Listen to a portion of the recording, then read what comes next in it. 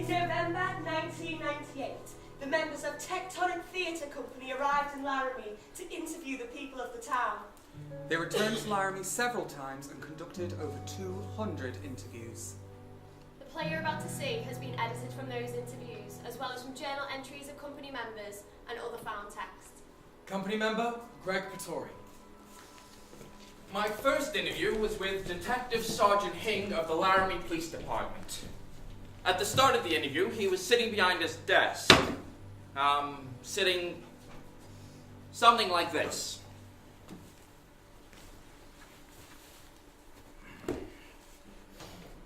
I was born and raised here. My family is third generation. My grandparents moved here in the early 1900s, We've basically had my daughter makes it fourth generation. Quite a while. It's a good place to live. Good people, lots of space. Now, all the towns in southern Wyoming are laid out in space because the railroad came through. It's how far they could go before having to refuel and re-water, and Laramie was a major stopping point. That's why the towns are spaced so far apart. We're one of the largest states in the country, and the least populated. There's so much space between towns and people here. So much time for reflection. Rebecca Hilliker, head of the theatre department in the University of Wyoming. You have the opportunity to be happy in your life here. I found that people were happier here than in the Midwest where I used to teach. Because they were glad the sun was shining. And it shines a lot here. Well, what you have is, you have your old-time traditional type ranchers. Now, they've been here forever. Laramie's been the hub where they come for their supplies and stuff like that. Stewardship is something our ancestors taught us. Eileen Egan, rancher. If you don't take care of your land, you ruin it and lose your living. So first of all, you take care of your land and do everything you can to improve it. And I love it here. Doc O'Connor, limousine driver. You shouldn't put me back in that mess up there, please. The best thing about it is the climate, the wind, the rain. But you know what? They say the Wyoming wind will drive a man insane, but it don't bother me. Well, some of the times it bothers me, and most of the time it don't.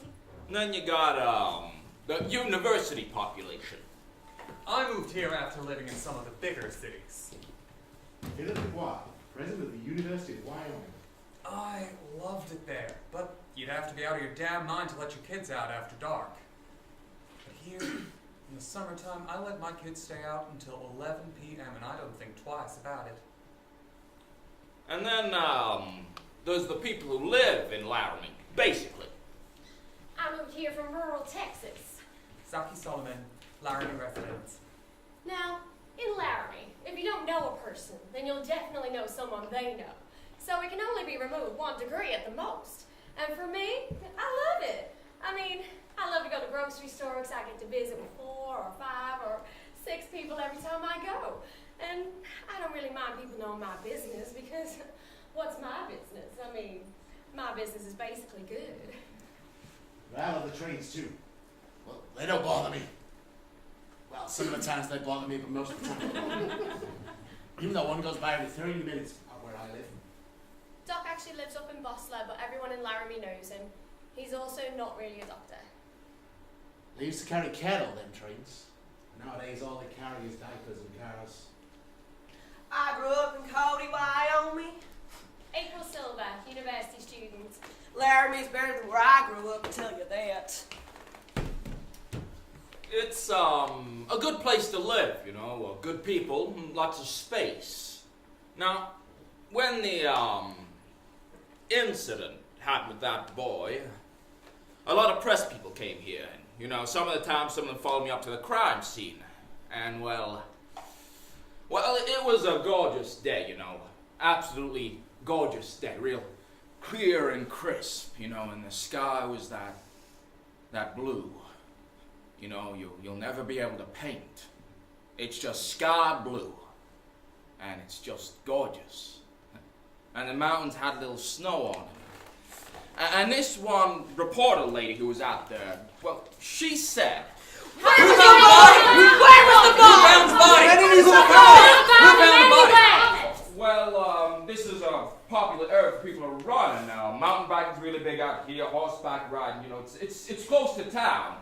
And she looked at me and she said, Who the hell would want to run out here? and I'm thinking, lady, you're just missing the point. I mean, all you gotta do is look around. I mean, listen to the birds just taking what's around you. And, well, they were just nothing but the story. I didn't feel judged. I just felt that they were stupid. You know, they're just missing the point. They're just missing the whole point. It's hard to talk about Laramie now. To tell you what Laramie means for us. Jedediah Schultz. I mean, if you'd asked me before, I would have said, Laramie is a beautiful town. It's secluded enough that it can have its own identity. A town with a really strong sense of community. Everyone knows everyone. Yeah, a town with a personality that most larger cities are just stripped of. But now, after Matthew, I would say that Laramie is a town defined by an incident, a crime. We've become Waco. We've become Jasper. We're a noun, a definition, a sign. We might be able to get rid of that, but it's sure going to take a while.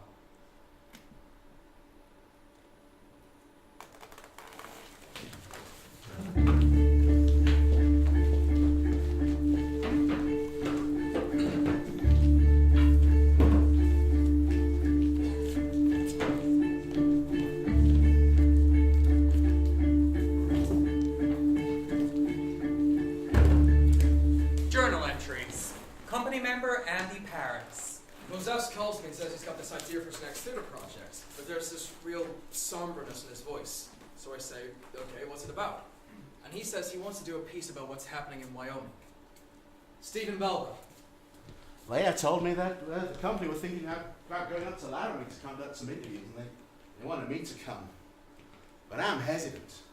I have no real interest in prying into towns and rail. Barbara Pitts. I've never done anything like this in my life. How'd you get people to talk to you? What do you even say? The company has agreed that we should go on a trip for 1 week and conduct some interviews. I'm a little bit nervous about taking 10 people on a trip of this nature. We need some safety rules. Okay, so nobody interviews alone and everybody carries a cell phone, okay? I've made some preliminary contacts with Rebecca Hillica, who's the head of the drama department in the University of Wyoming. She's promised to throw us a party our first night in Laramie. And she's also promised to introduce us to a few potential interviewees.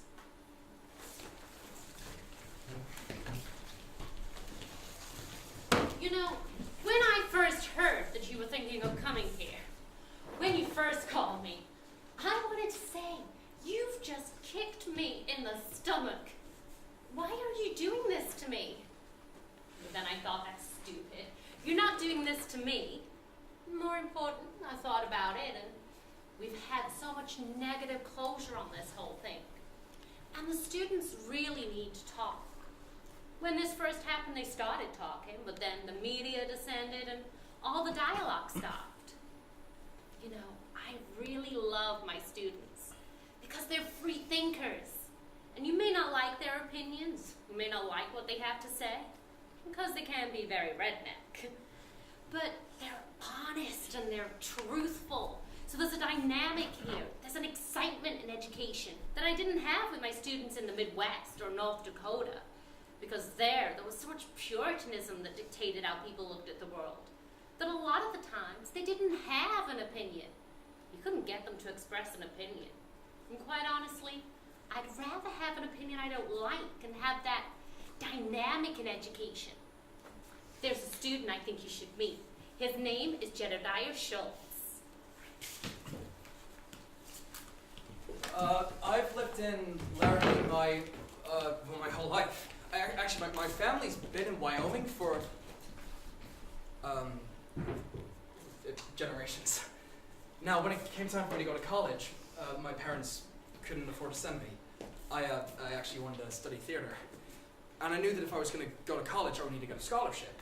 So every year, the university does this competition. It's called the Wyoming State High School Competition. And I knew that if I didn't take first place in the duets, that I wasn't going to get a scholarship. So I go to the university department, and I go to the professor, and I'm like, I need a good scene. I need like a killer scene. And he goes, here you go. This is it. And it's from Angels in America. And I read it, and I'm just like, wow, my God. Like, it's amazing. And I know that if I do a good enough job, I can win first place with this scene. So the time comes for me to tell my parents so they can come see me in the competition.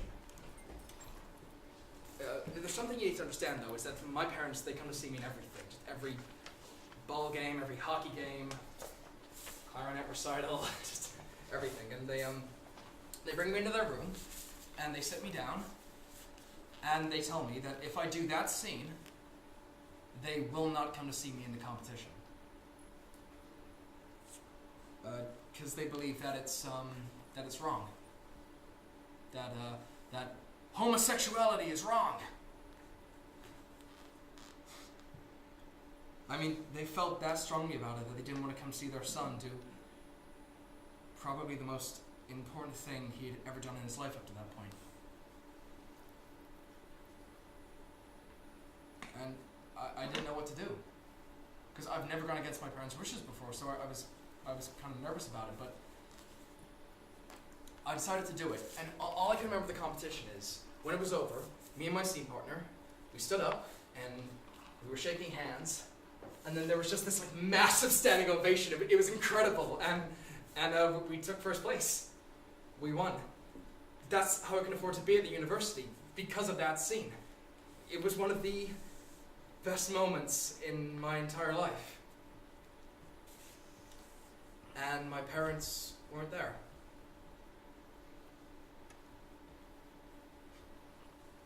And looking back on it, I think that's the only thing they haven't seen me do.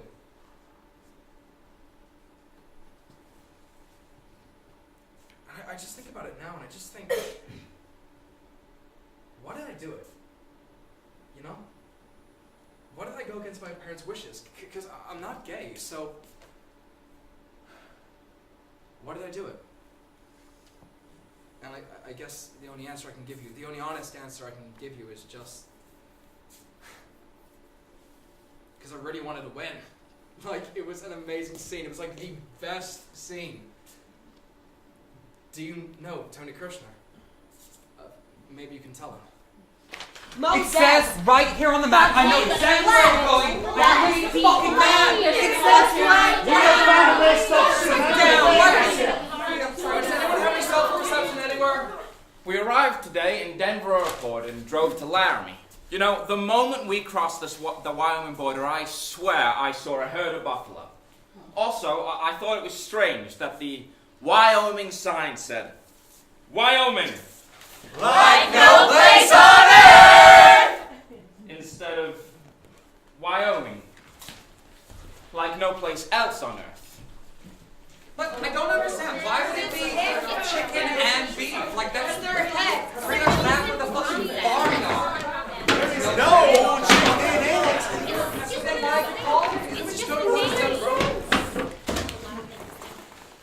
Company member Leah Fonjakowski.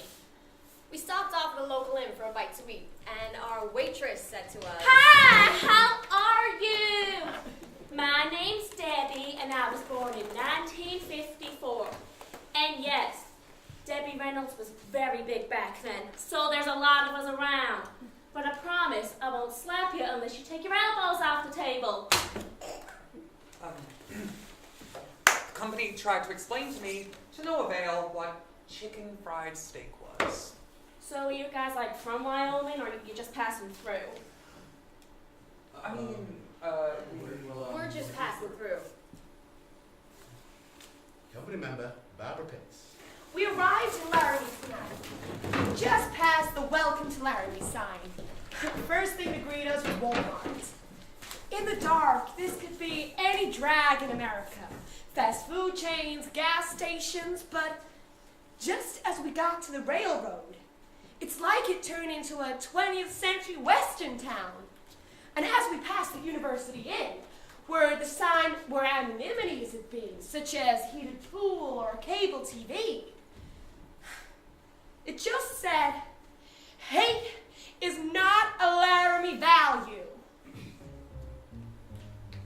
Have you ever heard the story of the driver?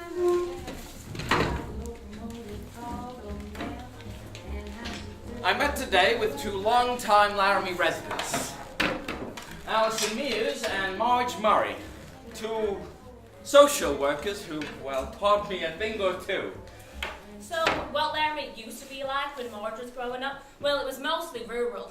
Yeah, all my kids had horses. But there was more land, you know, more space for your cows, your horses, your little chicken. You just had more acreage. Yeah, I like to do my housework and my all-togethers, you know, while the kids were in school. And if anybody got close, well... Well, that's their problem. I just want to make sure I got the expression right in your all-togethers. Well, honey, why bother wearing any clothes? Oh, no, he's going to put that in his play. So this was a big ranching town. Oh, no, not just ranching. This was a big railroad town one time before they moved everything to Chennai, Green River, Omaha. Well, now it's just a drive-through spot for the railroad. And then what was it in the... In the 50s. In the 50s, yeah. They had this big roundhouse where you could build a complete engine. Yeah, they did. My mom worked there. Your mom worked in a roundhouse. Yeah, her name was Minnie. We used to sing that song. You know that song? What song? Minnie ran around the house, they can't corner you. But I tell you, Wyoming is bad in terms of jobs. I mean, you got your big, like, whoop-de-fucking-do jobs at the university, but everyone else is just working minimum wage jobs. Yeah, I've worked in bartender or service most of my life. Let me tell you this. There is a difference in Laramie. It's a class distinction between those who are educated and those who are not. And those who are educated don't understand why those who are not don't get educated. Now, my children had to fight all their life because their mama was a bartender. Never mind, I was the best goddamn bartender in town. And she was. And I was, honey. And baby, that ain't bragging, that's just fact. But if it weren't for the university, Wyoming would just be S-O-L. What's SOL? Well, do I have to say it? Well, it's shit out of luck. Oh, you're getting an education today? Yeah, I guess I am. Oh, do you just mind me asking, what was your response when this happened to Matthew Shepard? Well, I'm very close to some of the people on the case. My daughter, she's in the sheriff's department. And well, as far as the gay issue's concerned, I don't give a damn one way or another which way you swing, as long as you don't bother me. And I think that's the idea of most of the Laramie population. I mean, in a bar situation, they might get smacked in the mouth. But most people just whistle on about their business. Laramie is live and let live. I'd say that Marge probably knows more, except she's even willing to say, and we need to respect her for that. Say, where are you taking this play? Well, we still haven't decided yet. When we're finished, we're going to try and bring it around to Laramie. Well, there's some things I just won't tell you.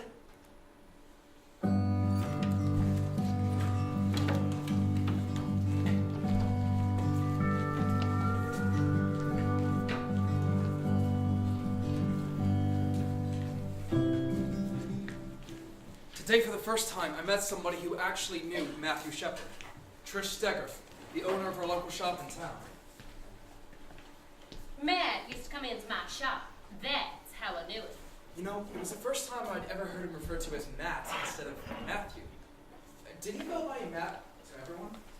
Well, on the 2nd of October, I received this phone call about 10 after 7.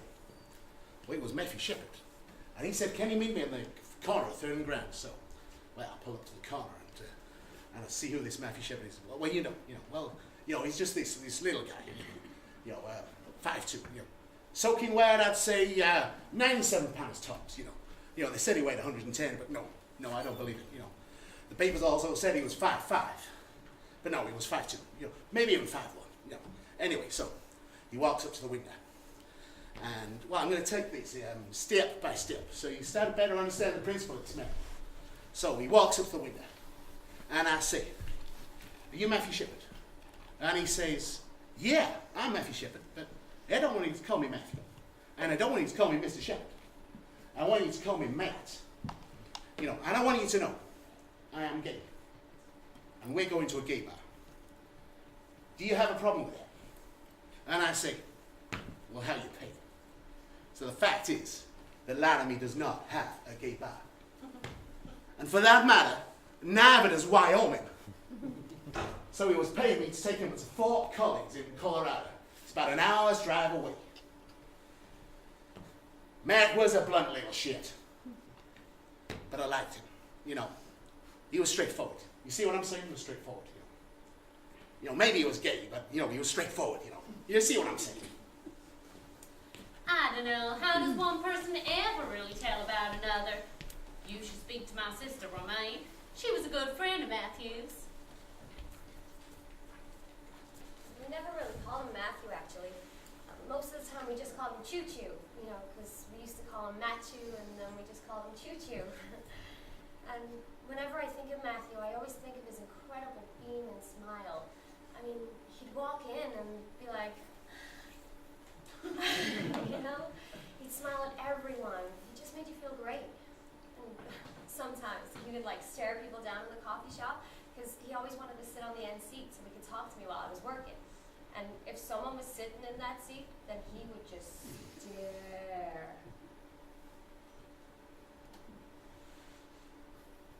at them until they left. And then he would claim a spot. But Matthew definitely had a political side to him. Like, that was all his big interest was. He really wanted a career in politics. So he was always watching CNN and MSNBC. Those are the only TV stations I ever saw his TV tuned into. So, yeah, he was really smart in, like, political affairs, but not so smart in, like, common sense things. So he goes to Laramie to go to school. Matthew was very shy when he first came in. Almost to the point of being a little mousy, I would almost say. John Peacock, Matthew Shepard's academic advisor. He was having a little trouble adjusting, but this was a home for him, and he made that very clear. And so this mousiness, this shyness, starts to give way to someone who is excited about the path that they are about to embark upon. He starts to say, "Wow, there are opportunities here. I can make a difference in this world. I can be important." I did hear from Matthew about 48 hours before his attack, and he told me he just joined the gay and lesbian group on campus, and he was really enjoying it. They were getting ready for Pride Week and whatnot. Yeah, he was totally stoked about school. You could tell he was really happy about being there. And I feel like that's where he was heading, towards human rights, which only adds to the tragedy and the irony of this. Well, let me tell you something else here. There's more gay people in Wyoming than meets the eye. I know that for a fact, yeah. You know, and they're not particularly the kind of, the queens, the gay people, the queens. They run around faggot type people. No, they're more the kind of, you know, they're particularly the kind of, you know, they throw bales of hay and they jump in a horn and they brand them and they kick ass, you know. And you know what I always say, you know, you don't fuck with a Wyoming queer because they will kick you in your fucking ass. Anyway, that's not the point of what I'm trying to say here. You know, I know a lot of gay people. You know, a lot of gay people. You know, in fact, no, I know a lot of people. Period. You know, I've been lived up here some 40-odd years. You know. Anyway, that's not what I'm trying to say here. You know, you see, I don't believe that Wyoming people give a damn one way or another if you're gay or straight. You know, it doesn't matter. It doesn't matter. You know, if you walk into a Wyoming bar, and there's 8 men and 1 woman. You know, see what I'm saying? You know, I want you to think about that. Think about that. You know, who's getting what here? You know, you see what I'm saying? You know, it don't take a big intelligent man to figure that one out. So it was my understanding when I first got here that I was the first gay faculty member on campus. Now, that was back in '92, so it wasn't all that long ago. Do you want to hear a funny story? So, when you first get here, there's things you've got to do, like health insurance. So when I had a missed call, I assumed it was that. So I ring back and I say, "Hello, this is Kathy Connolly returning your call." And the woman goes, "Oh, it's you." Oh, and I think this is bizarre. So I say, "Uh-huh." And then she replies and says, "Well, I hear you're gay. And you're a couple. I'm one too, not a couple, just a person." So this woman was a kind of lesbian who wanted to meet me right away. Do you know what was sad? She told me that the other lesbians wouldn't be seen dead with me because I might irreparably taint them. And round here, that could be seen as a problem. You know, when I came here, I knew it was going to be hard as a gay man. Jonas Slonica. But I kept telling myself people should live where they want to live.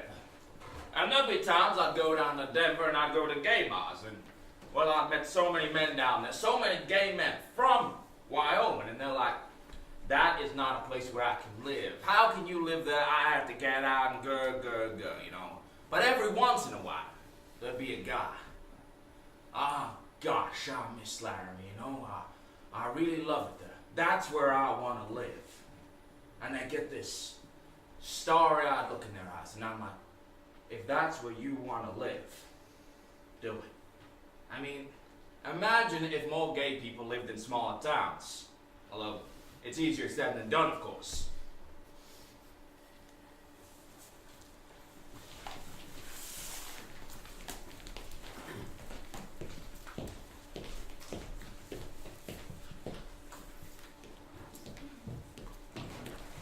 Today, we moved from our motel to the Best Western.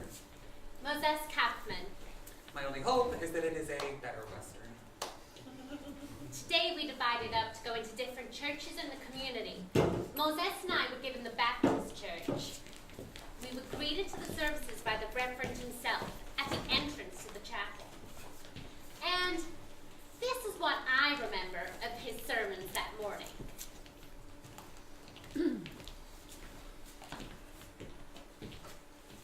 Please be seated. My dear brothers and sisters, today I'm going to speak to you a truth that I tell to all my colleagues and I shall tell to you today. The Word is either sufficient or it is not. Now, a scientist will tell me that the world is 5 billion or 6 billion years old. After all, what's a billion years, give or take?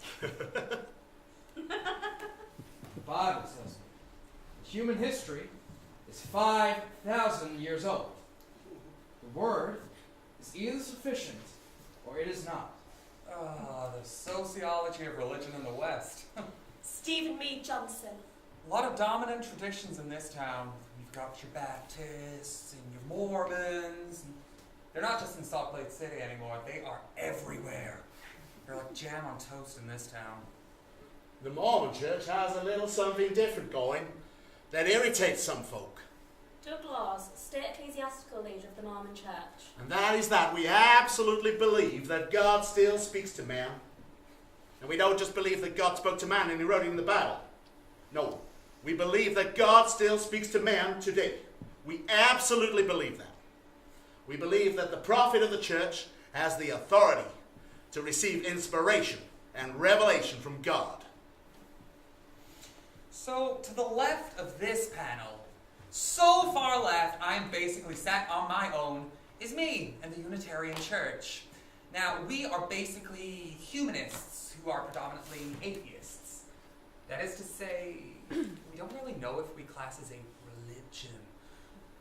And to my immediate right, to his testament, is Father Roger. He's a Catholic priest, really well established in this town. To his testament, he didn't equivocate once during this entire thing. He actually held the vigil for Matthew that night. Well, I was very jolted when this happened. I mean, when we did the vigil, we wanted to get other ministers involved, and we called some of them up, and they were not going to get involved. And it was like, we're just going to wait and see which way the wind is blowing, and that angered me immensely. I mean, we are supposed to stand out as leaders. I thought, wow, what's going on here? God has set boundaries, and it's our responsibility to learn them. So you look to your leaders, you look to your scripture, and you start to get a sense of what is out of bounds. And once you get a sense of what those boundaries are, you start to understand what they are. Now, the church has delivered a proclamation on the family. Now, a family is defined as one woman, one man, and children. It's as simple as that. There is no sexual deviation in the Mormon church. No leniency. We just believe it's out of bounds. Now I'll warn you, you will be mocked. You will be ridiculed for the singularity of your faith. But just let the Bible be your guide. For it's in there. It's all in there. Catholic priests, many of the conservative ones, remain silent on this. They like to use the Bible to say, it says here in the Bible. And most Americans, and they do, actually believe that it is the Word of God. And how are you going to argue with that? Now I'm a biblicist, which means the Bible doesn't need me to be true. The Bible is true whether I believe it or not. You see, the Word is either sufficient or it is not. I arrived in Wyoming December 13th. I looked around. Tumbleweeds. Cement factory. And I thought to myself, what in the hell am I doing in a place like Wyoming? 3 weeks later, I found out what in the hell I was doing in a place like Wyoming.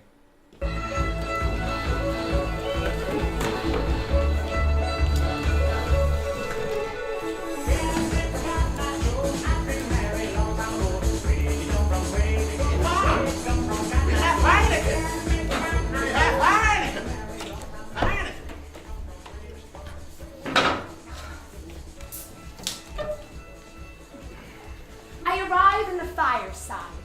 This was the last place Matthew was seen before his attack. Now, this could be any college bar in America. Karaoke stage, pool table. But, the regulars were hardly the college crowd. The first person I met was Matt Nicholson, the owner of the bar. Well, my great-great-grandfather, he came here in 1862. And he owned Laramie's first ever opera house, the Old Blue Front. And in 1870, Grandma Louisa Swain cast the first ever woman's ballot in a free election in the whole world. And that is why Wyoming is known as the Equality State. And so I'm going to reposition my business as the Old Blue Front Opera House and Good Time Emporium. You know, I'm going to have a restaurant. I'm going to have a gift shop. I'm going to have a pool hall. I'm going to do all this shit, you know. And, every night's a ladies' night, you know. Anyway, so the Fireside Bar is the first step towards the Old Blue Front Opera House and Good Time Emporium. So, would you tell me about the night Matthew was here? Well, we had karaoke that night. And we had 20 or 30 people in here, you know. And Matthew, he comes walking right in, and he sits right where you're sitting. You know, just hanging out, you know. And, well, if you want to speak to someone, you want to speak to Matt Galloway. He was bartending here that night. Yeah, you want to speak to him, you know. His character speaks for itself. You know, hey, is Galloway bartending tonight? Okay, I am going to make this quick, brief, get it over with, but it will be everything factual, just the facts. Okay, 10 o'clock, I clock in, usual time, Tuesday. 10:30, Matthew comes in, alone. He orders Heineken. Matt liked to drink Heineken and nothing else. Heineken, even though you had to pay $9.50 for a 6-pack. He'd always buy the same beer. So what can I tell you about Matt? Okay, so if there was like 100 of him in one bar, he would be like the most amazing bar ever. And it's not like a sexual orientation thing. No, mannerisms, manners, like clean cut, polite, friendly. He just like, you know, some people just sort of sit there and they're just nice. He always said, please, thank you. So he comes in, he doesn't seem to be like waiting on anyone. He just sort of sits there, drinks his beer, enjoys the company, you know. Then, 11:45. 11:30. No, 11:45.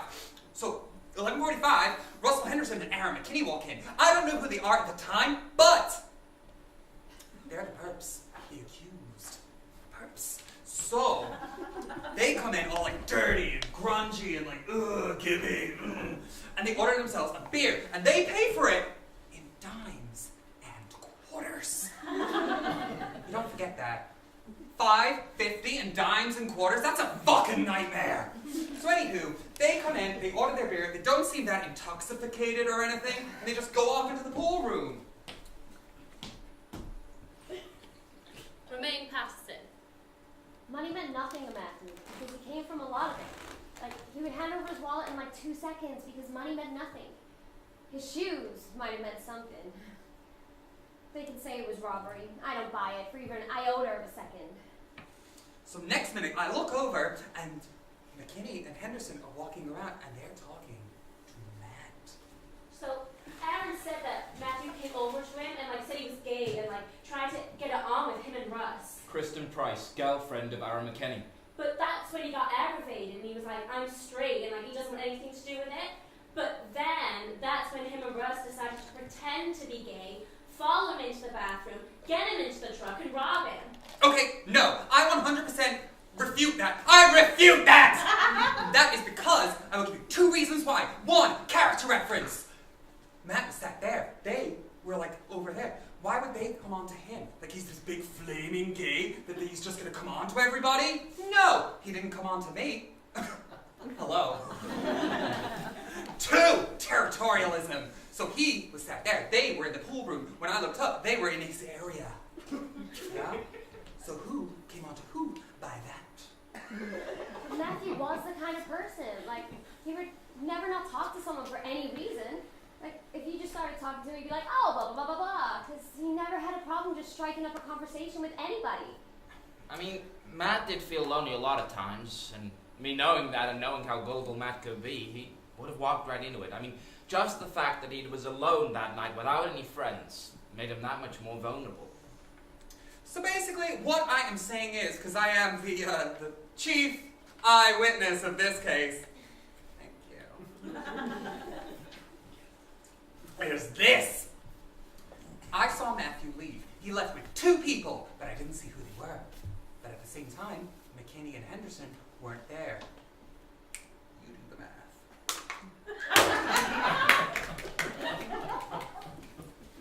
A friend of Aaron McKinney. I've known Aaron a long time. I really liked him, which is why I was so shocked when I found out about this stuff.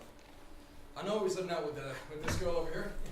I mean, they started dating last summer. You must have gotten pregnant like, right away because they were running around this little kid. I mean, Aaron was 21 years old and he was running around with a little kid. It's just the type of guy that Aaron was, you know.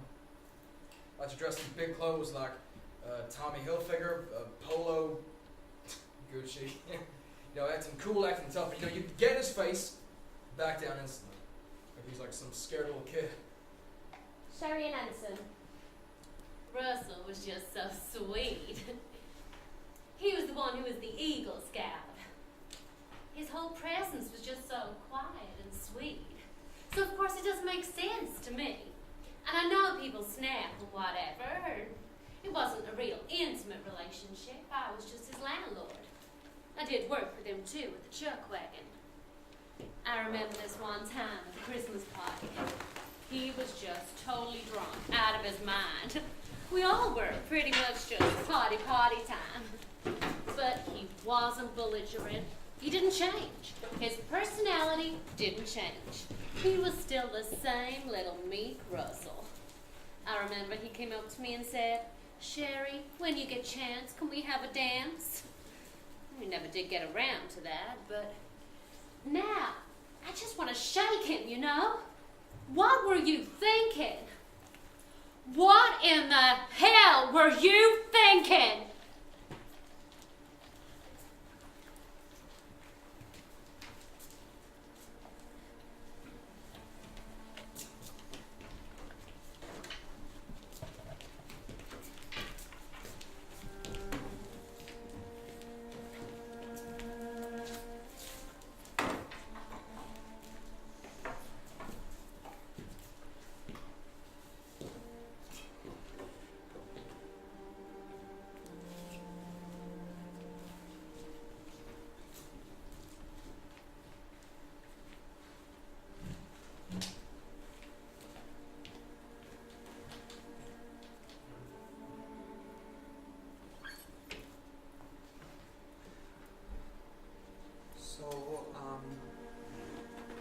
I set off on my bicycle around 5 o'clock in the evening on Wednesday.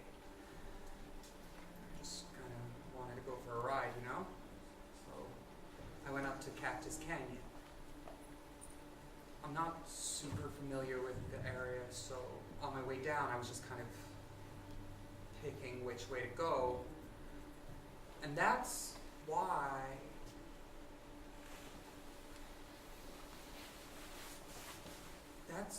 I think God wanted me to find him. Because otherwise I wouldn't have gone that way. So, I was in this deep ass sand and I wanted to go back, but something kept me going. And there was a rock in the road, and I just nailed it and went over the handlebars and onto the ground. So I look around, and that's when I saw something which turned out to be Matt. I didn't think anything of it at the time because Halloween was coming up, so I thought it was a Halloween gag. So I picked up my bike and took it around the other side of the fence, and that's when I saw the hair. And that was a big part of me noticing that it was a human. It's the hair. I just thought it was a dummy. Like, I even saw the chest moving up and down, and I thought it was a mechanism. And when I saw the hair, I knew that it was a human being. So I ran as fast as I could to the nearest house and called the police. I responded to the call. Officer Reggie Flutie. At first, when I first got there, I seen what appeared to be somebody's feet. So I got out of my van and I raced over, and I saw what appeared to be a young man, 13, 14 years old. You know, 'cause he was so tiny, and he was tied to the bottom half of his pole. And the man on the ground, Matthew Shepard. He was covered in like blood and dry blood all over his head and underneath him. And he was struggling to breathe. And he was doing the best he could, you know. I wanted to breathe for him. I tried to breathe for him, but he wouldn't open his mouth for me. And like I said, he was covered in partially dry blood. And the only place that he didn't have any was on his face, from where he'd been crying. And his head looked so distorted, you know, it didn't look normal. He had like a real harsh head wound. I was working in the emergency room the night that Matthew Shepard was brought in. I don't think any of us can remember seeing a patient in that condition. I've worked in some of the big city hospitals, so I'm used to it, but we have some staff here who've not worked in those hospitals. You just don't expect it here in Laramie. I mean, you expect it. You expect to see these injuries from someone going 80 miles down a road, crashing into a tree and through their windshield. You expect to see these gross, horrific injuries from something like that, of course, but when this is because someone's done this to another person, you just don't expect it. The ambulance report said it was a beating, so we knew. There was nothing I could have done. If there was, I would have done it, but I tried yelling at him. Hello, get up. But he didn't move, he didn't flinch. He didn't anything. His hands were tied with his thumbs out in what we call the puffing position. And he was tied with a real thin white rope about 4 inches from the end of the pole. His shoes were missing. He was tied extremely tight, so I got my boot knife and I tried to slip it between his wrist and the rope, but being extremely careful not to harm Matthew any further. Your first thought is, I mean, God, certain you like to think is that, no, this isn't us. This is someone else. Someone drive through town, pick up on someone and beat him up. I mean, stuff like that happens, and it happens in Laramie, but when there's someone who's been beaten repeatedly, this is something that offends us. I think that's a good word to use.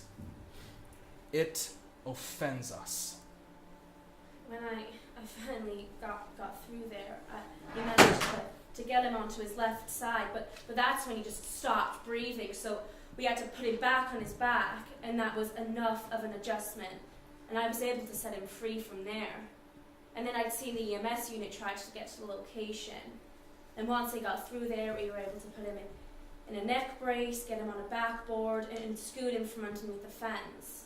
That's when Rob drove the ambulance to Iveson Hospital emergency room. Now the funny thing is, the night that Matthew Shepard was brought in, Aaron McKinney was brought in by his girlfriend. So there I am, working with Aaron, and then the ambulance comes in with Matthew. Now at this point, I don't know that there's a connection, so I tell Aaron to wait and I go to work on Matthew. So there's Matthew, fighting for his life in the room, and 2 doors down is his attacker, Aaron McKinney. The second I saw Matthew, I knew he was way beyond our care capabilities. I called the neurosurgeon at Port Valley Hospital, and he was on the road in about an hour and a half, I think. They showed me a picture. About a day later, I saw a picture of Matthew. I would never have recognized him. And 2 days later, I find out the connection, and I'm very struck. They were kids. They were both they were 2 kids. I looked after both of them, and for a second I thought to myself, is this how God feels? How we're all his kids, our bodies, our souls. I took care of them. And had a great deal of compassion for both of them.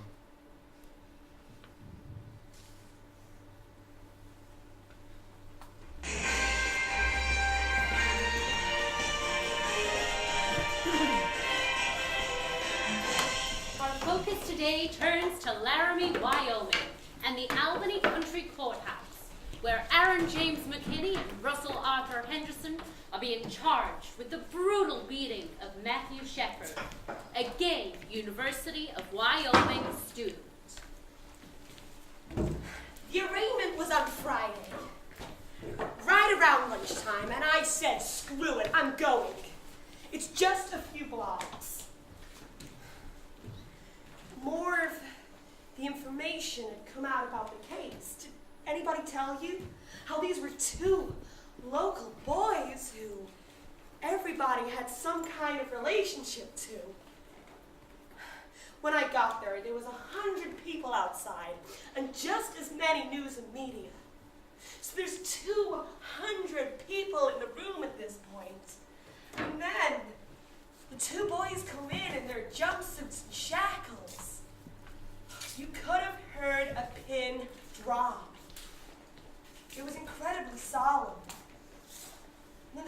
comes in.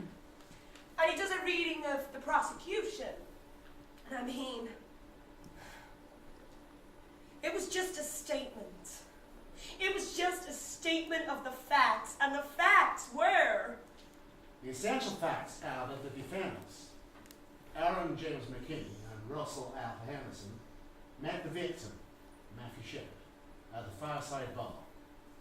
And upon discovering that he was gay, they deceived him into entering into a vehicle with him and drove him to a secluded area. Upon arrival at said secluded area, they tied him to a book fence. They robbed him, they beat him, and they tortured him. When the defendants were later contacted by members of the Laramie Police Department, they found in the cab of their vehicle a wallet, a credit card belonging to Matthew Shepard, and a pair of patent leather shoes.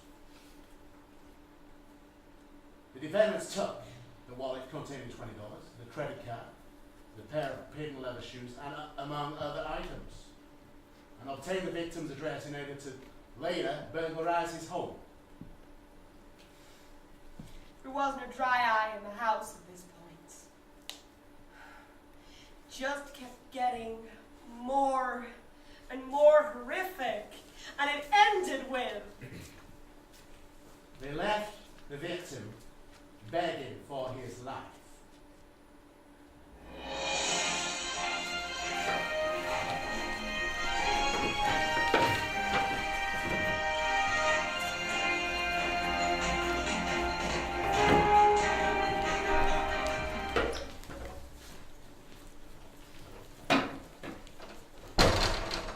Laramie, Wyoming, often called the Gem City of the Plains, is at the eye of the storm. The cowboy country has its fair shares of redneck and yahoos for sure, but there are no more bigots per capita than in Florida, New York, or LA. The difference is that in Wyoming, there are fewer places to hide if you're anything other than prairie stock. Aaron McKinney and Russell Henderson came from the rough side of town. Both worked in fast food joints, fixing roofs to make a living. As a gay college student lay hospitalized in critical condition after a severe beating, the town which bills itself Wyoming's hometown wrestles with its attitudes towards gay men. We would like to think that what happened to Matthew Shepard was an exception to the rule, but it is just an extreme version of what happens in our schools on a daily basis. It's a tough business, as Matt Shepard knew, and his friends all know, to be gay in a cowboy country.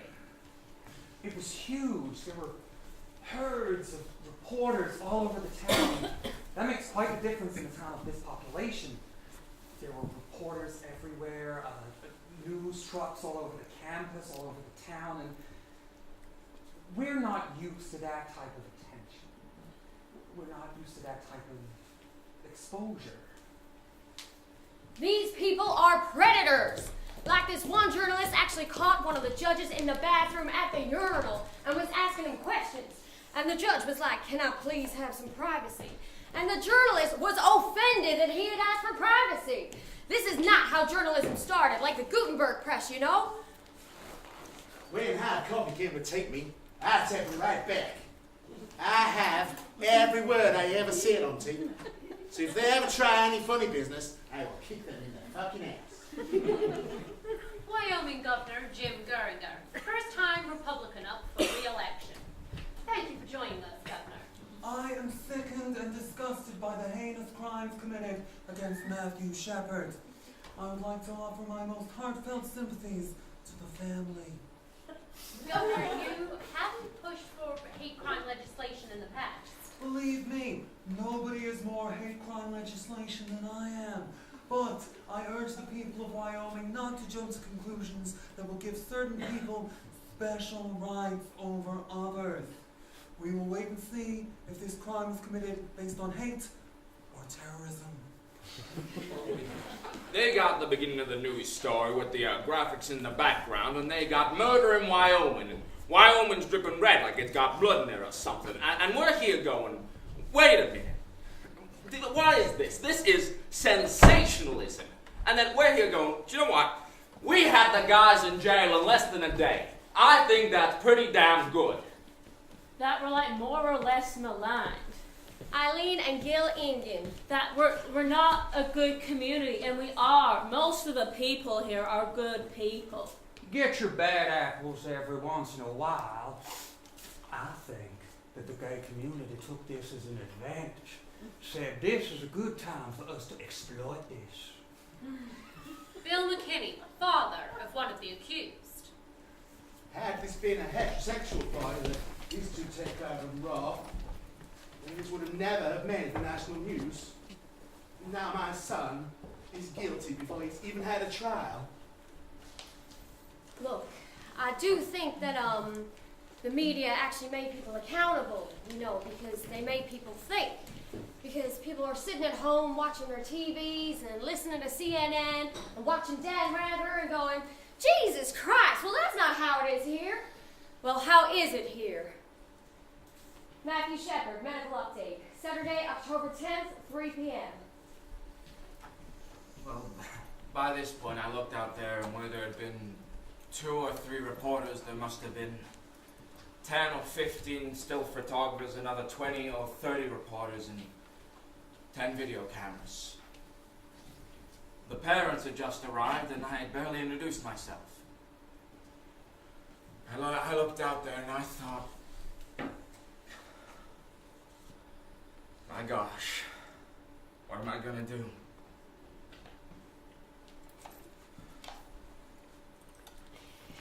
Mr. Stacy! Mr. Stacy! What about the boy? You have a comment on the boy! How's the cussing?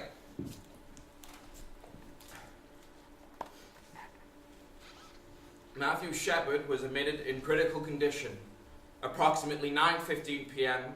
October 7th. Upon arrival, he was unresponsive and breathing support was being provided. His major injuries consisted of hypothermia and a fracture from behind his head to just the front of his right ear. This has caused bleeding of the brain, as well as pressure on the brain. There were also several lacerations on his head, face, and neck. Matthew's temperature has fluctuated over the last 72 hours, ranging from 98 to 106 degrees. We have had difficulty controlling his temperature. Matthew's parents arrived at 7 p.m. October 9th and are now at his bedside. The following statement is from them. First of all, we would like to thank the American public for their kind thoughts for Matthew, as well as their fond wishes for his speedy recovery. We appreciate your prayers and goodwill, and we know they are something Matthew would appreciate too. Thank you very much.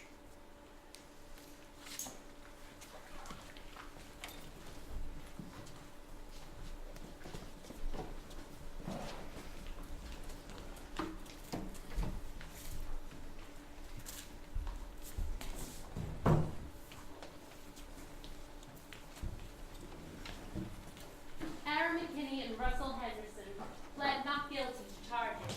Their girlfriends, Chastity Paisley and Kirsten Price, also pled not guilty after being charged as accessories after the fact. I guess the thing that bothered me the most Detective Sergeant Rob Debris. was when I went down to Padre Valley, where Matthew was.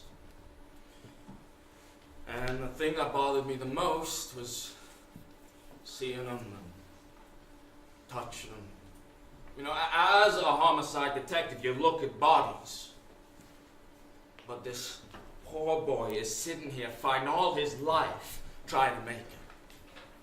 I wanted it so by the book, you know. So you do a lot of studying. You spend hours and hours and hours, and you study and study and study, talking to your officers, making sure they understand, interviewing your witnesses. And I always come back to get this flash of seeing Matthew. I wanted it so tight, that there was no way those two boys were gonna get out of this. One of the things I remember when I got to the fence, Reggie Flutie. there was such an overwhelming amount of blood, and you tried to wear gloves, but we had this really cheap sheriff at the time, so he bought us these really shit gloves, and you're pulling them on again and off again, and they keep breaking, so eventually you just run out of gloves. But your mind tells you at the time, don't hesitate, keep going. Find an airway, help Matthew. That's what you think, When Reggie said she wanted to be a police officer, well, I thought there wasn't a better job for her. She could handle whatever came her way. I think it was about a week and a half later, I get a call from the hospital. And they say, Matthew has HIV. And the doctor says, you've been exposed. And you've had bad exposure. Because you see, I was building a lean-to for my llamas at the time, so my hands were covered in cuts. So I was pretty much screwed, And you just think, oh, shoot, You want to talk about losing sleep? So I said to the doctor, oh, okay, what do I do? And he said, get up here. So I got up there, and we started the course of ATZ drugs immediately. They said that if the drugs were administered 36 hours after exposure, well, she might not catch the disease. Now that is a mean, nasty medicine. I've lost 10 pounds and a lot of my hair. Yeah. You want to know what? I'm damn mad! Not at Matthew. Please understand we're not mad at Matthew, but that McKinney, well, I could squeeze his fucking head off. And that Henderson boy, too. And how two absolute human beings could cause so much grief for this town. And my family, for Reggie and my grandchildren. I think it really brought home to my girls what their mom did for a living. And we said to Reggie, you're quitting that damn job! And I finally just said, oh, for God's sakes, lighten up, Francis. You're so stubborn! Oh, and they say I'm stubborn, but it's like, okay, I've heard your opinion. Now here's mine. I'm 39 years old, for God's sakes. What are you gonna do, spank me? Don't give me any ideas! Well, it looked pretty funny,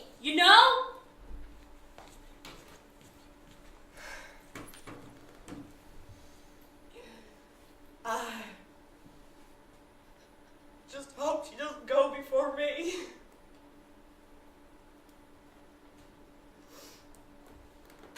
I don't think I can handle that.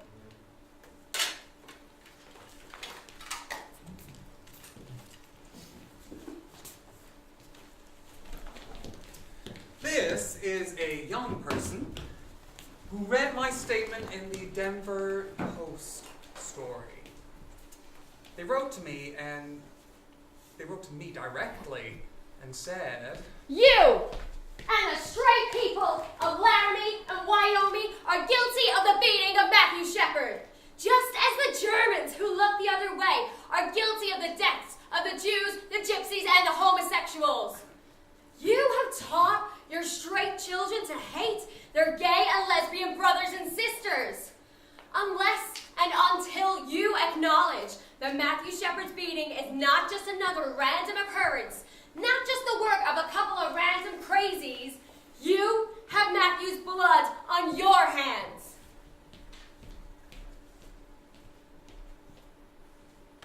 and I can't begin to tell you how that makes you feel. It's like you couldn't possibly know how this has affected me or my family or my community.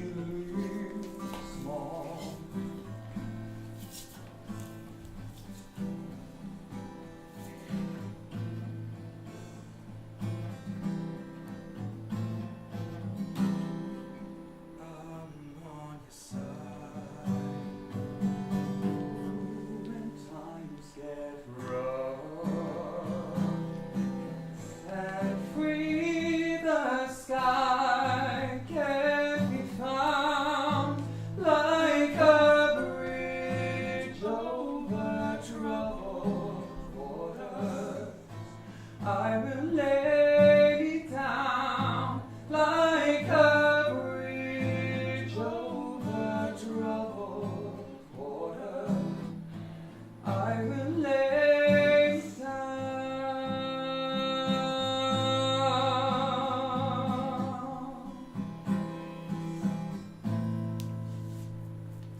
That week, several vigils happened all over Colorado, in Fort Collins, Laramie, and Denver. Later in Chicago, Detroit, San Francisco, Washington, D.C., Atlanta, Nashville, Portland, Maine, among others. In Los Angeles, 5,000 people gathered, and in New York City, a political rally ended in civil disobedience and hundreds of arrests. And Putney Valley Hospital website had over 1 million visitors from across the country and around the world. All wishing for Matthew's speedy recovery.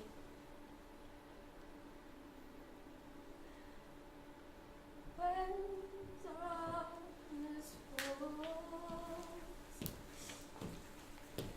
and friends just can't be found, like a bridge over troubled water, I will lay me down like a bridge over troubled water. I will lay me down.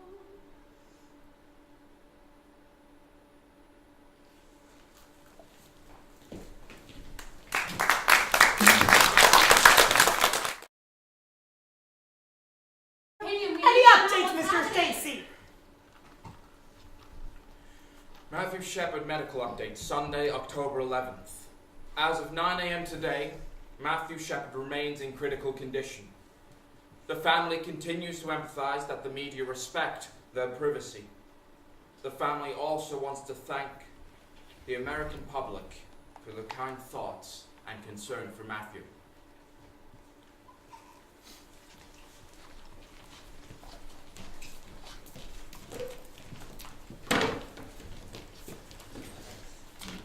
So there are certain things that you learn in church.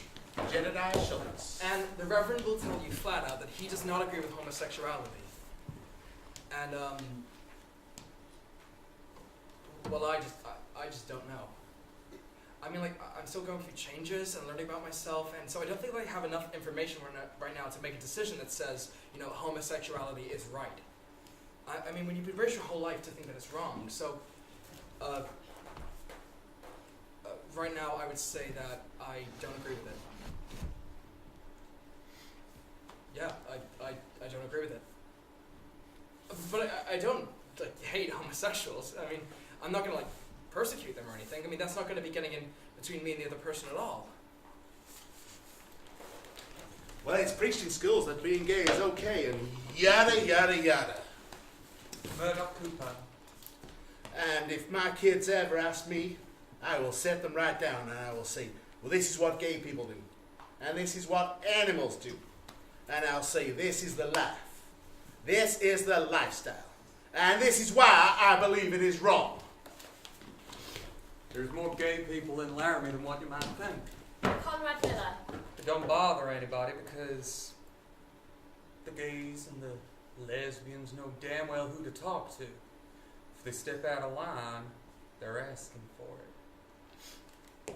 I heard that Matt came on to them. You don't go around trying to pick up regular people. I'm not saying that justifies their actions, but makes me feel a little bit better knowing that it was half of their fault and half of his. Could say it was 50-50.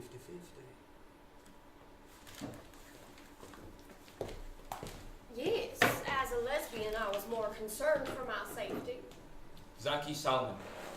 I think we all were. And I think it's because somewhere inside, we all knew it could happen to us any time. I mean, I would be afraid to walk down the street and show any sort of physical affection for my partner. You don't do that here in Laramie. Well, there's this whole idea. You leave me alone and I'll leave you alone. Jonas Sonica. You know, it's even in some of the Western literature. Live and let live. You know, that is such crap. I tell my friends that. Even some of my gay friends bring it up some of the time, and I'm like, that is crap, you know? Because basically, what it boils down to is I don't tell you I'm a fag, you won't beat the shit out of me. I mean, what's so good about that? That's a great philosophy.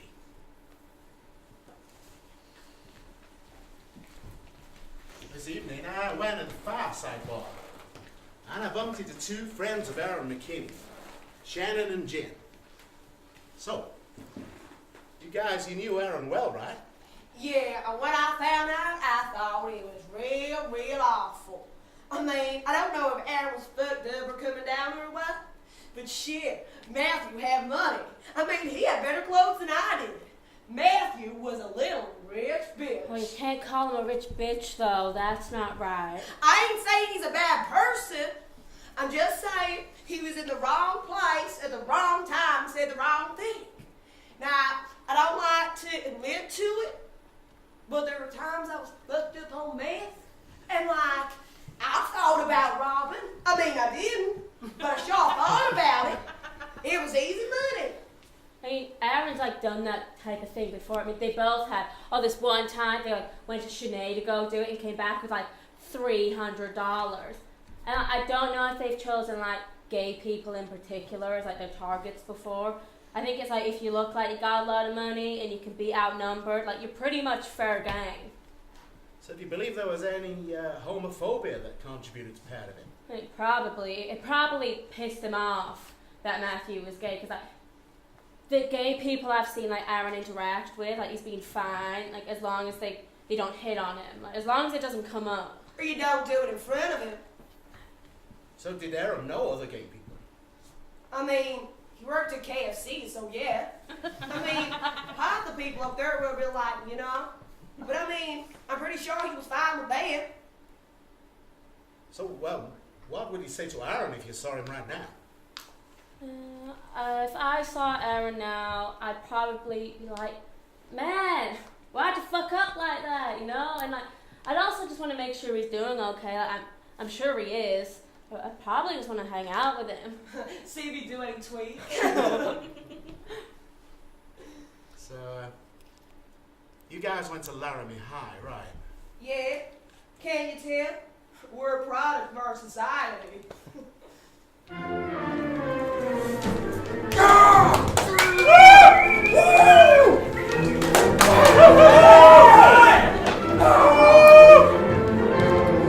On a day that is traditionally given over to nothing more profound than collegiate exuberance and the fortunes of the University of Wyoming football team, this community on the High Plains had a different sort of homecoming Saturday, as many searched their souls in the wake of an apparent, vicious, gay hate crime.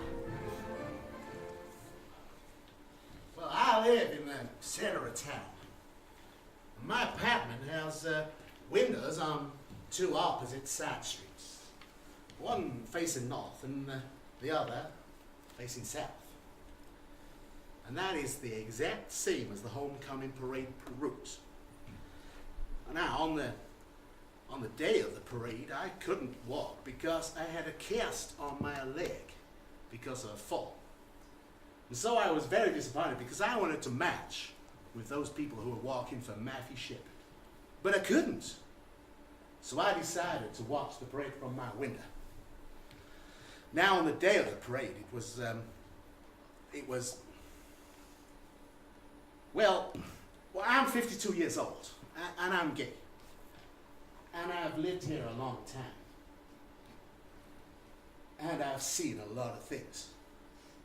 So I was very happy to see that the tag on the end of the homecoming parade had 100 people marching behind a banner for Matthew Shepard. Now the parade it went by and went to the end of the block to do a U-turn in order to carry on down the next side of the street. And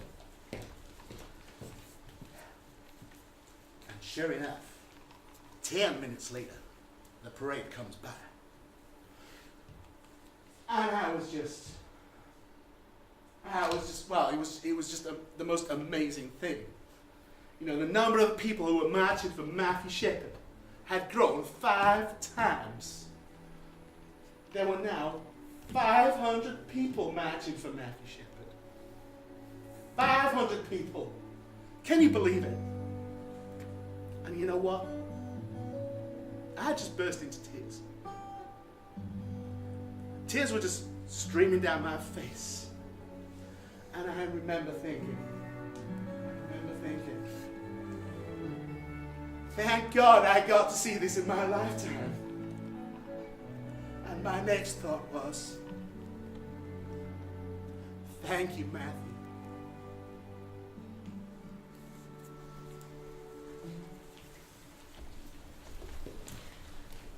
My husband? Well, he's a highway patrolman, so that's really how I know about the case. And when I found out, I thought it was horrible. Nobody deserves that. I mean, nobody. But what they didn't tell you? At the same time, a highway patrolman was killed. And there was nothing in the paper about the old man that killed him. He was driving down the wrong way and he killed him. Brand new on the force. And all he got was a little piece in the paper. My husband worked with him. And all he got was a little piece in that paper. I think that the media portray Matthew Shepard to be a saint, to be some kind of martyr. Well, I don't think he was that pure. I mean, there's things coming out about his character that I just find scary. Like how he was a barfly, how he was spreading AIDS, and well, being the kind of person that he was, I think he pushed himself around. I think he flaunted it. Well, I mean, I hate crimes, I hate crime. You kill somebody, you hate them. So what does it matter if you're gay or a prostitute or whatever? I don't understand. I just don't understand. So there we are. It's 4 o'clock, and Alex is still not there. 5 o'clock, she's still not coming. I tell you what, that girl's got an attitude problem. So we're just waiting, see, look, she's gonna turn up, and she's not even there. I'm just finally wasting time. She's wasting out. Andrew? Yeah, who's asking? Oh shit, little lady, if you want me to buy you a drink, all you got to do is just ask. I'm Amanda from Tectonic Theater Company. Right, yeah, the theater people. You're from Boston? New York. New York, right, yeah, New York, yeah. They want to talk to me about that queer killer. What do you want to know? So, you know Aaron? Yeah, well, I mean, I met him. I mean, I was in prison with Aaron over Christmas. I was in there for assault and battery, 2 counts. I don't want to talk about that, so write that down, please. Good. So what can I tell you about Aaron McKinney? Okay, you're gonna love this, right? So it's Christmas Day. We're all there just eating our food. You know, I'm trying to eat my turkey, my stuff, and my motherfucking bread, my little roll, whatnot. And there's Aaron just sitting there, and I'm like trying to be friendly. So I go, brother, just tell me something, please. I'm trying to think how I worded this, but it's basically, why'd you kill the faggot if you're just going to be destined to be a faggot later? Because think about it, because that guy goes to prison, he's either going to be humped a lot, he's just going to fucking die.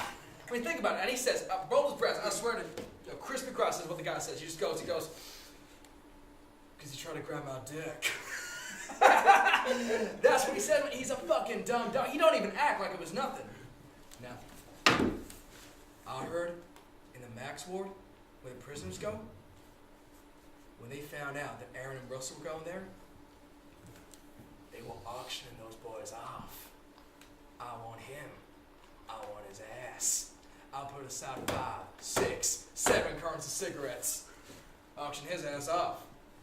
I don't know about you, but I'd be fucking terrified to go to jail if I was Aaron McKinney. Thank you for talking with me. Yeah, no problem. Leah Wondakowski. This is one of the last few days on our second trip to Laramie. Moses and I have been conducting interviews nonstop, and we are exhausted. 7:30 a.m. We agreed to meet with Father Roger. We want to forget the whole thing altogether, but we started this thing, so we're going to have to see it through. So here we are, 7:30 a.m. 2 queers and a Catholic priest. Now, Matthew Shepard has served us well. Do you realize that? He has served us well. And I do not mean to condemn Matthew to perfection, but I cannot think of anyone who has done more for this community than Matthew Shepard. But I'm not just going to stand here and say I was this bold guy, no fear. I was scared. I was very vocal in this community when this happened. I mean, I thought, well, should we ask the bishop for permission to do the vigil? And then I was thinking, hell no. I'm not going to do that. His permission does not make it correct. You realize that. And I'm not knocking bishops, but what is correct is correct. And you two are just on a search. I will do this. I will trust that if you write a play this, that you will say it right, and you will do your best to say it correct. Now, don't make matters worse. You know, you think violence is what they did to Matthew. Well, they did do violence to Matthew. But do you realize every time you were called a fag, or you were called a les or whatever? Or a dyke. Dyke. Do you realize that is violence? That is the very seed of violence. And I would resent it immensely if you used anything I said to somehow cultivate that kind of violence. I would resent it immensely. You need to know that. Thank you, Father, for saying that.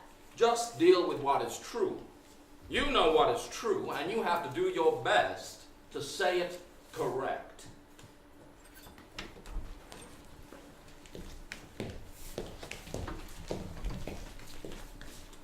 Hello. Reverend, Yes, hello. I'm Amanda. I think your wife told you I want to speak to you. Yes, you did. And look, I'm afraid I don't really want to talk to anybody about this. You see, I'm somewhat involved in the case. I don't think it'll be I appropriate. understand, but I went to your services on Sunday. You went to my services on Sunday? Yes, I did. On Sunday? Yes, this last Sunday. Did I meet you? Yes, you greeted me at the beginning, I believe. Right. Well, I'm not afraid to be controversial and speak my mind, which is not necessarily the views of my congregation. Now, as I said, I'm somewhat involved. You see, the girlfriend of the accused is a member of our parish, and one of the accused has visited. Mm-hmm. Now, those two I mentioned, the accused, we have been after them for ages, trying to get them to live right and to do right. Now, I'm working with them. You see, one of the boys is on suicide watch. And before they put him in the chair and turn on the juice, I will work for his salvation. Now, I do think that they deserve the death penalty, but I will try to deal with them spiritually. Yes, I understand. Now, as for the victim, I know that lifestyle is legal, but I will tell you one thing. I hope Matthew Shepard, as he was tied to that fence, had a chance to reflect on a moment when someone had spoken the word of the Lord to him, and before he slipped into that coma, that he had a chance to reflect on his lifestyle. Thank you for talking with me. I appreciate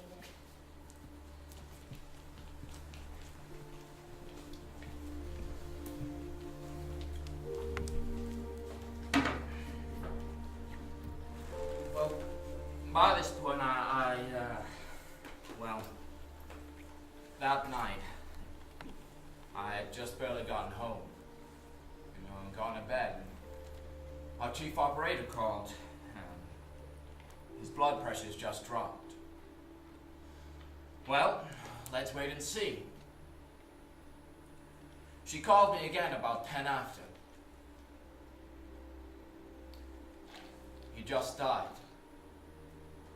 So I quick got dressed and came into work and went into the ICU where the family was.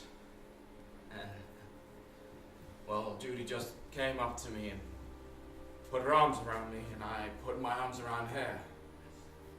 And we stood there, honestly, for like 10 minutes. Because what else do you do? And then we had to sit and talk about things that you just... Dennis, this is public knowledge now, and I'm going to have to go out there and tell the whole world that this has happened. Because by this point, it was clear to us that it was the world. It was the whole world. So, Judy told me what she wanted me to say, and I went out there about 4 o'clock a.m. Mr. Stacy! Mr. Stacy! How's the vote? How's the vote? Matthew Shepard medical update for 4:30 a.m. Monday, October 12th. At 12 midnight on Monday, October 12th, Matthew's blood pressure began to drop. The family were immediately notified, who were already at the hospital. At 12:53 a.m., Matthew Shepard died. His family was at his bedside. The family did release the following statement. The family again asked me to express their sincerest gratitude towards the entire world for their overwhelming response for their son. The family were also relieved that they did not have to make a decision regarding whether or not to continue life support for their son. Like a good son, he was caring to the end and removed any stress or guilt from the family. He came to this world premature, and he left this world premature. Matthew's mother said, "Go home, give your kids a hug, and don't let a day go by without telling them that you love them." I don't know how I let that happen. I lost it on national television, but I've been up for like 72 hours and just gone to bed and gone home, woken up, came to work, and I don't know, maybe I was just way too... I don't know. But in a moment of complete brain deadness, as I read that statement, I thought of my own 4 daughters. She doesn't have a kid anymore. And I'm here thinking, this is so lame. And then people started sending us emails. And most of them were generally very kind. But I did get this one.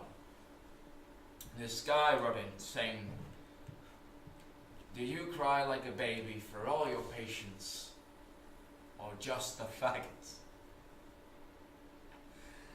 And as you know, homosexuality is not a lifestyle with which I agree. But just being thrown into this, I guess I just didn't understand the magnitude with which some people hate. And out of all of them, there were maybe 2 or 3 that were like that. Most of them were, "Thank you for your caring compassion." And you know what? Matthew had caring and compassion from the moment he got here.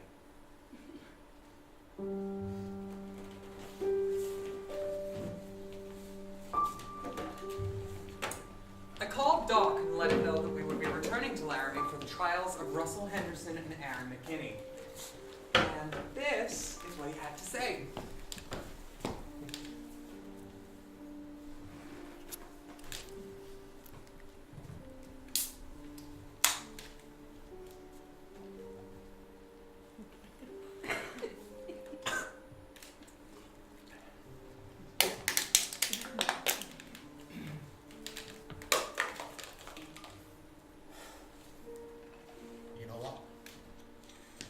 I don't believe that Matthew would have wanted those 2 boys to die. Killing them would defeat everything that Matthew would be thinking on him. He would have wanted them to live with hope. H-O-P-E. Just as we all hoped that Matt would survive. You see, the whole thing ropes around hope. H-O-P-E.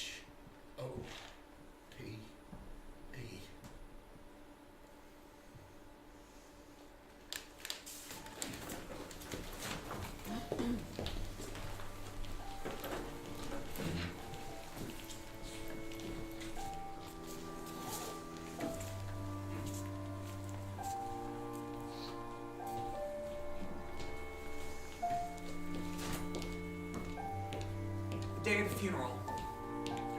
It was snowing so bad, like big, wet snowflakes. By the time I got to the church, there was already thousands of people there, all dressed in black, and hundreds of black umbrellas. So there were two churches. One for the family and invited guests, and one for everyone else.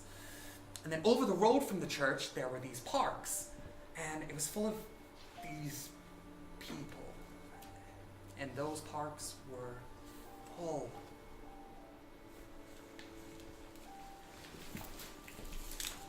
For our brother Matthew, we have a liturgy today of an Easter liturgy. And this service invites your full participation. The Lord be with you.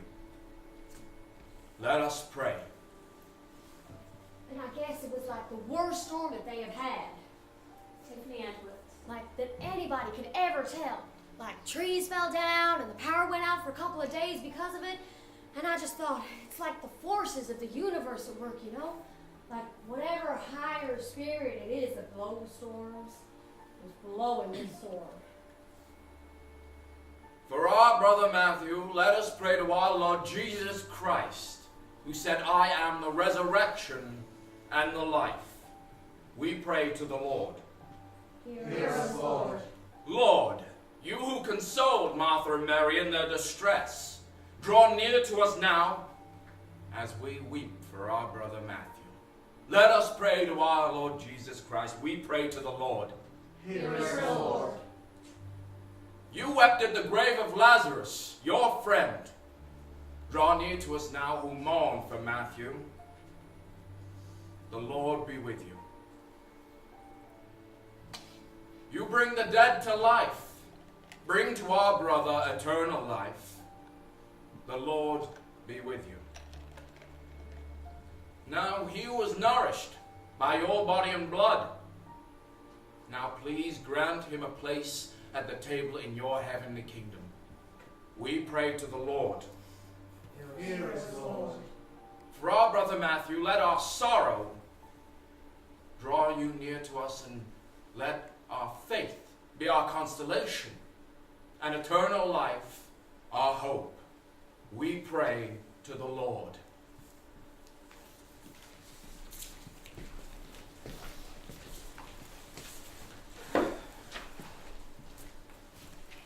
I would say that my most striking memory of the whole funeral was seeing the Reverend Fred Phelps from Topeka, Kansas. You don't believe in the Bible.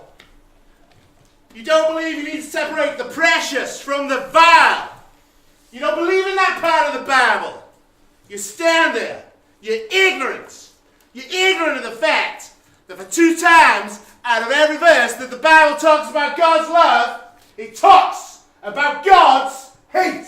A bunch of high school kids got out early and started yelling at the people in the protest, at these Fred Phelps people. How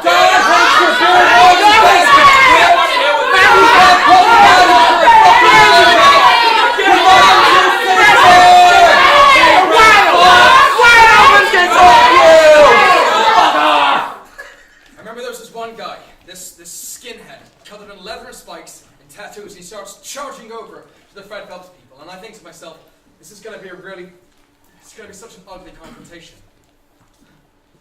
But instead, he comes over and he leads the entire crowd in amazing grace. Now, we wouldn't be here if this was just another murder that the state had to deal with. The state deals with The state dealing with hundreds of murders. Every single day. Every single day.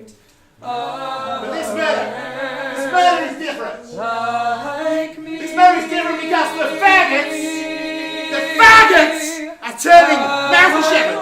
They're turning Matthew Shepard into a poster boy for the gay lifestyle.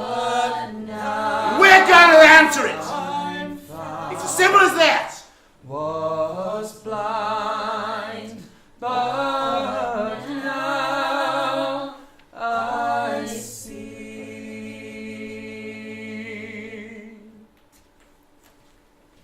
When we first got to the courthouse, unfortunately, Fred Phelps was already there. Well, we love that aspect of God. But so was Romaine Patterson. We're going to preach that aspect of God. Because God's hatred is pure. It's a determination that he's going to send some folk to hell. Is it all right being a homosexual? Is it all right being a faggot? Well, what do you mean? What do you mean it's not for you to judge? If God loves faggots so much, then why does he send them all to hell? Oh. Well, he's going to send all those faggots to hell. And we're going to preach it. We're going to preach it. See how your silly lifestyle stands up to some solid gospel truth. Your silly lifestyles and your silly arguments. After seeing Fred Phelps protesting at Matthew's funeral and finding that he was coming back to Laramie for the trial of Russell Henderson, I decided someone needed to stand toe-to-toe with this guy and show the differences. And I think at times like these, when people are talking about hatred as much as the nation is right now, someone needs to show that there's a better way of dealing with that kind of hatred. So our idea is to dress up like angels. And we've designed this angel outfit, and our wings are huge. They're like big-ass wings. And there'll be like 10 to 20 of us that are angels, and what we're going to do is we're going to encircle Phelps. And because of our big wings, we are going to completely block him. So, this big-ass band of angels comes in. We don't say a fucking word. We just stand there and turn our backs to him. And we are a group of people bringing forth a message of peace and love and compassion. And we're calling it Angel Action. Yeah, this 21-year-old little lesbian is ready to walk the line with him. Well, when those priests they laid their hands on me. They call it an ordination. They call it an ordination. And a charge is given. And my charge was from Isaiah, verse 58. Chapter 1. Cry aloud, spare not, and show my people their transgressions. And I knew my angels were going to be taking the brunt of everything he had to yell and say. So I went out and bought all my angels earplugs. Court is in session! Well, when they first started jury selection, I heard everybody coming into my shop going, I don't want to be on this jury. I hope they don't call me.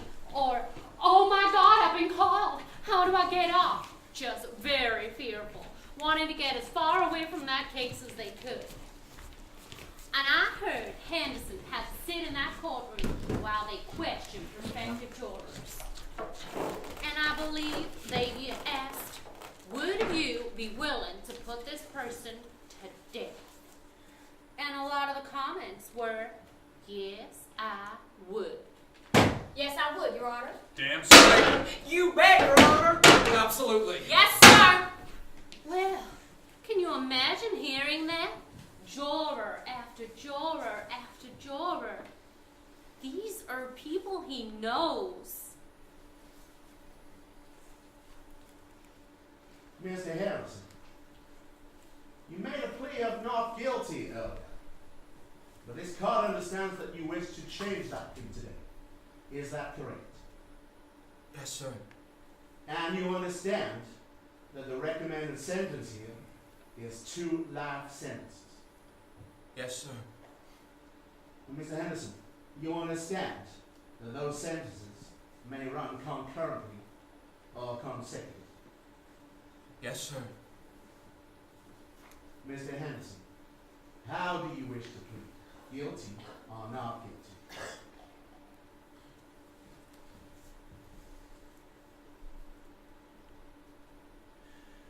Guilty. Now, before the court decides whether these sentences will be concurrent or consecutive, it is our understanding that at least one person wishes to speak on your behalf. This is an excerpt from a statement made to the court by Lucy Thompson.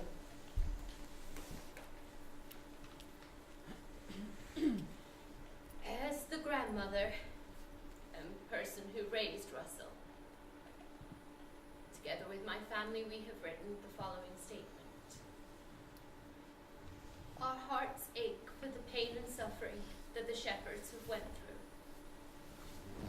We have prayed for you since the very beginning, and will continue to be in our prayers, as we know your pain will never go away. You have shown such mercy in allowing us to have this plea. We are very grateful that you have given us all the opportunity to live. Your Honor, as you sentence Russell, we hope that you will do it concurrently for 2 life terms. For the Russell we know and love, please do not take him out of our lives forever.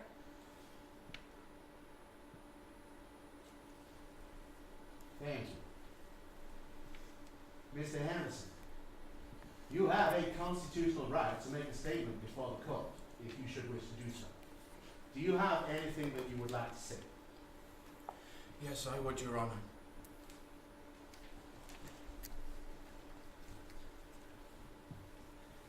Mr. and Mrs. Shepard, there is not a day that goes by that I do not see what happened that night. I know what I did was very wrong, and I regret greatly for what I did. You have my greatest sympathy for what happened. I hope that one day you can find it in your hearts to forgive me. Your Honor, I know what I did was very wrong, and I'm very sorry for what I did. And I'm ready to pay my debt for what I did. Mr. Henderson, you drove the vehicle that took Matthew Shepard to his death. You tied him to a buck fence in order that he might be more savagely beaten and could not escape to tell his tale. You left him up there for 18 hours, Mr. Henderson, and you did nothing, perhaps missing an opportunity to save his life. Mr. Henderson, this court does not believe that you show any true remorse in your part in this matter. And I doubt whether you really truly understand the gravity of what you've done. This court, therefore, finds it appropriate to sentence as follows. As to count 3, felony murder with robbery. This court finds it appropriate to sentence you to a period of imprisonment for the term of your natural life. As for count 1, kidnapping. This court finds it appropriate to sentence you to a period of imprisonment for the term of your natural life. Sentencing for count 1 to run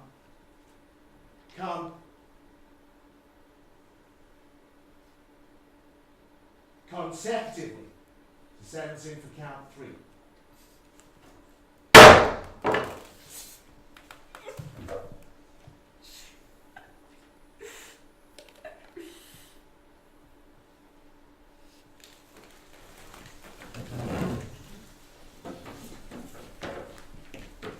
Before we left Laramie, we spoke with Rebecca Hilliker again. This year, she's producing Angels in America at the university. I think that's the stance that the university has taken, that we have a lot of work to do. The question is, how do you reach a whole community where there is some really deep-seated hatred towards homosexuals? How do you reach them? Well, this is the beginning. And guess who's playing the lead?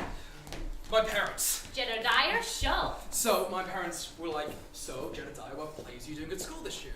And I was like, "Oh, Angels in America." And they were like, "Oh, wait, Angels in America? Isn't that play you did in high school? That scene you did in high school?" And I went, "Yeah." And so they were like, "Huh, you gonna audition for it?" And I went, "Yeah." And we just got into this huge argument, and like the best thing that I knew I had on them is that they just seen me in a production of Macbeth, and I was horrible in that. Like I killed Lady Macduff and this little kid, and they're yelling at me, going like, "Well, homosexuality, it's a sin, it's a sin, it's a sin." And I'm like, Mom, you just saw me play a murder on stage, and you had no fucking problem with that. I mean, I've never prepared for a role this much in my life. Not ever, not once, not even close. Not have to deal that much with the gay society here in Laramie. Rope debris. Well, once we started working the case and actually started talking to people that were gay and finding out what their underlying fears were, well, it really hit home. I mean, this is America. You don't have the right to feel that kind of fear. And of course, there's still going to be people who hold on to the old ideals, and I was probably one of them up 14 months ago. But you know what? I'm not going to put up with it, and I'm not going to listen to it. And if they don't like my views on this, then that's fine. The door goes both ways. I mean, I already lost a couple of buddies, and I don't care. I feel more comfortable, and I can sleep at night. So you're tested every 3 months. Officer Reggie Flutie. So they said they could do my DNA, so they took me to Fort Collins and then did my bloods, took that to Michigan. I think it was about a week later, I found out I was negative for good. When we found out, we were just saying Hail Mary. And you're just so happy, you just think, thank God. We were all just so happy. Oh, and when I saw my husband, I just went up to him and stuck my tongue right down his mouth. Reggie, I don't need to know that. I was just so happy, and you think, yeah, I hope I did this service proud. And I hope I did it with some sort of integrity, Oh, and my daughter's just bald. Oh boy, we were so proud. But what did she go do? Oh, me and the force, we went out and got shit-faced. Shit-faced? And everybody was buying me drinks. It was great, and we all hugged and cried. And I kissed every single person that walked through that door. Reggie, what did I say? I didn't care if they were male or female. They each got a kiss on the lips. Reggie, you're going to get a spanking. Oh, get over it, Ma. Oh, Reggie!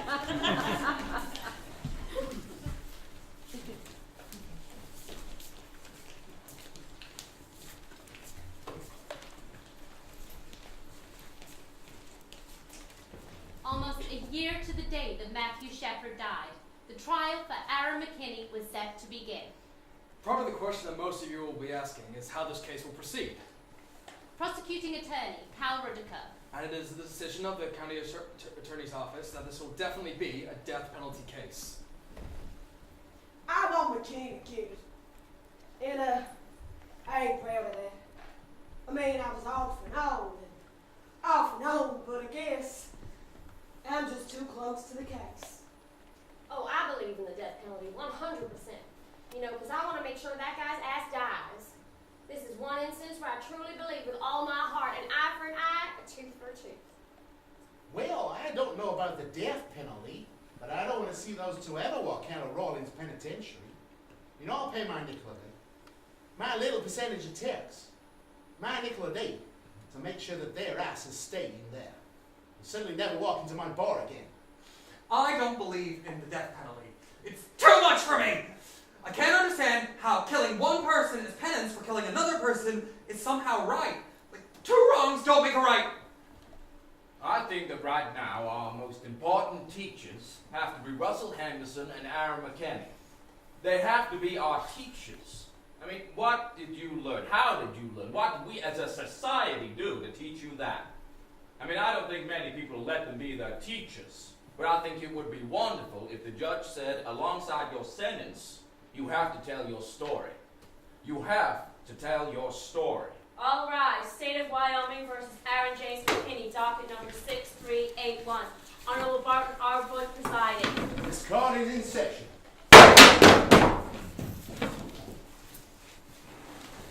During the trial of Aaron McKinney, a tape recording was made of his confession. My name is Rob Debris, Sergeant for the Sheriff's Office. You have the right to remain silent. Anything you say can and may be used against you in a court of law. The following is an excerpt of that confession.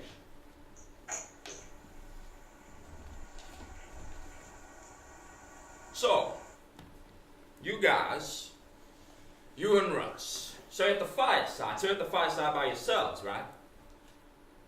Yeah. Okay, so what do you do after you leave the fireside? Some kid wandered around home. What's he look like? Like a queer. Such a queer dude. He looks like a queer. Yeah, like a fag, you know? Okay, so when did you and Russ talk about jacking him up? Well, I wanted to ride home. I just thought, dude was drunk, just give him a ride home. Okay, what happened next? Well, we're driving home and we get up past Walmart Race and get out there and he starts putting his hand on my leg. Sliding his hand up like he's gonna grab my genitals, and I'm like, look, I'm not a fucking faggot. You touch me once again, you're gonna get it. I don't know what the fuck he's trying to do, but I beat him up pretty bad and I think I killed him. How'd you beat him? Blacked out. My fist, my pistol, butt of my gun. It's weird, I had a few beers, so it was like I could see what was going on. It was like someone else was doing it. So what was the first thing that he said, or that he did in the truck that made you hit him? He put his hand on my leg. Slid his hand, but he was gonna grab my balls. When that defense team argued that McKinney did what he did because Matthew made a pass at him, I just wanted to vomit because that's like saying it's okay. It's like the Twinkie defense when that guy killed Harvey Milk and Moscone. It's the same thing. As much as part of me didn't want the defense of them saying it was gay panic or gay bashing, part of me is really grateful because I didn't want them to say that it was about robbery or drugs. So when they used gay panic, I thought, this is good. If nothing else, the truth is going to be told. The truth is coming out. Did he ever try to defend himself against you or hit you back? Yeah, he tried these little swings or whatever, but he wasn't very effective. How many times did you hit him in the truck before you guys stopped where you left him? Say I hit him about 3 times with my fist and about 6 times with my pistol.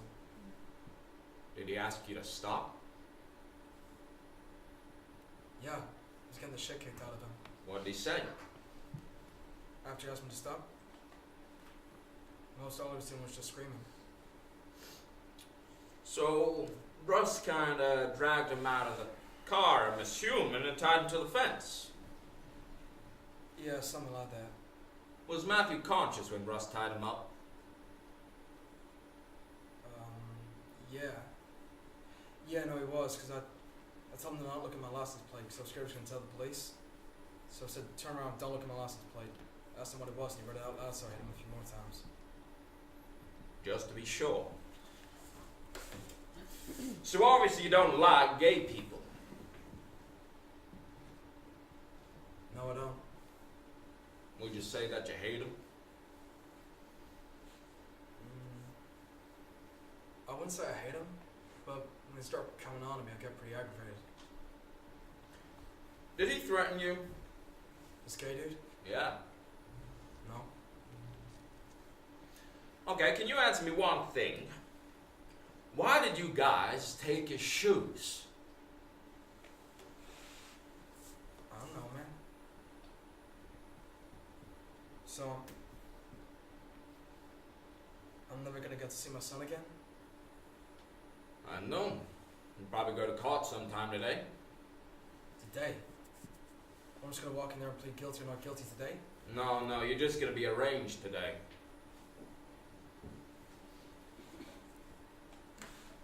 Is he gonna die for sure? There is no doubt that Matthew Shepard is going to die.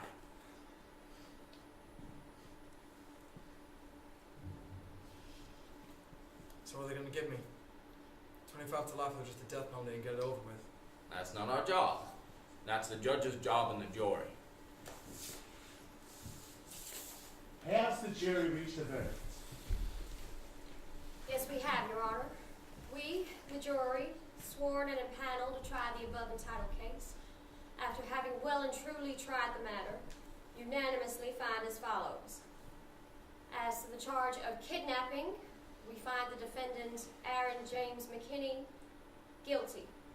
As to the charge of aggravated robbery, we find the defendant, Aaron James McKinney, guilty. As to the charge of first-degree felony murder, we find the defendant, Aaron James McKinney, guilty. As to the charge of premeditated murder, we find the defendant, Aaron James McKinney, not guilty. As the lesser-included charge of second-degree felony murder, we find the defendant, Aaron James McKinney, guilty. Aaron McKinney was found guilty of felony murder, which meant that the jury could give him the death penalty. That evening, Judy and Dennis Shepard were approached by McKinney's defense team, who pled for their client's life. The prosecution indicated that they would defer to the family's wishes as to whether or not to pursue the death penalty. The following morning, Dennis Shepard made a statement to the court. This is an excerpt of that statement.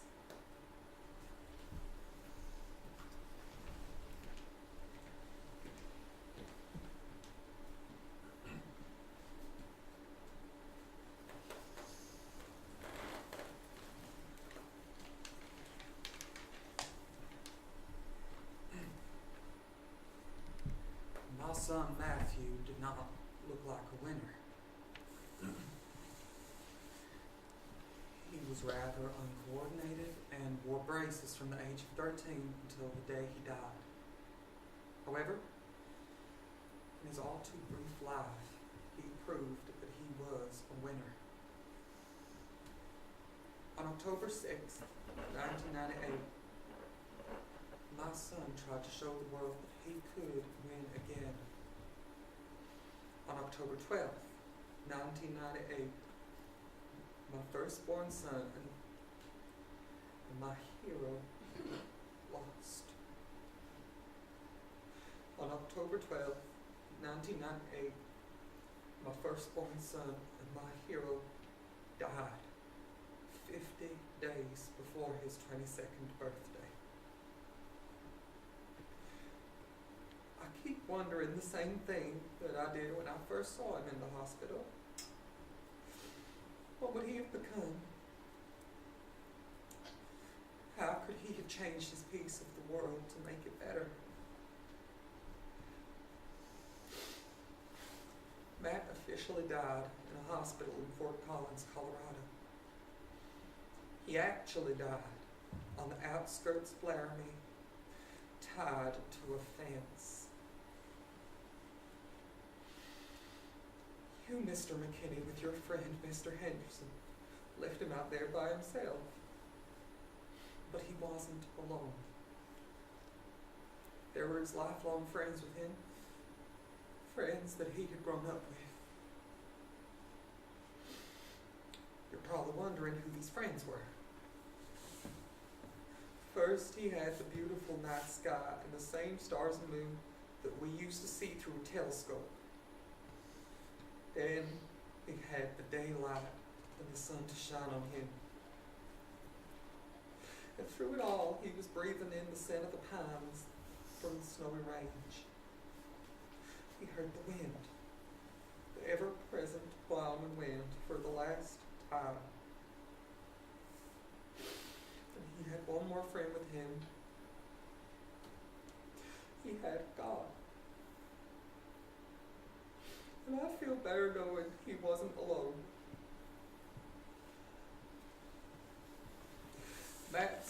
deportation, hospitalization and funeral focus worldwide attention on hate. Good is coming out of evil. People have said enough is enough. I miss my son. But I'm proud to be able to say that he is my son. Judy has been quoted as being against the death penalty. It has been stated that Matt was against the death penalty. Both of these statements are wrong. Matt believed that there were crimes and deeds that justified the death penalty. And I too believe in the death penalty.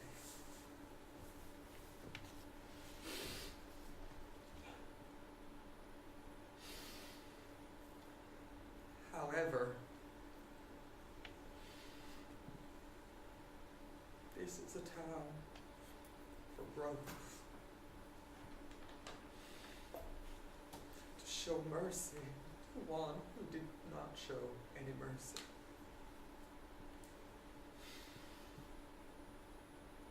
I am going to grant you life, Mr. McKinney. Every day that you celebrate Christmas, or a birthday, or the 4th of July, remember that Matthew isn't. Every day when you wake up in your cell, know that Matthew isn't. You took away something very precious from me, and I will never forgive you for that. May you have a long life, Mr. McKinney. May you thank Matthew every day for that.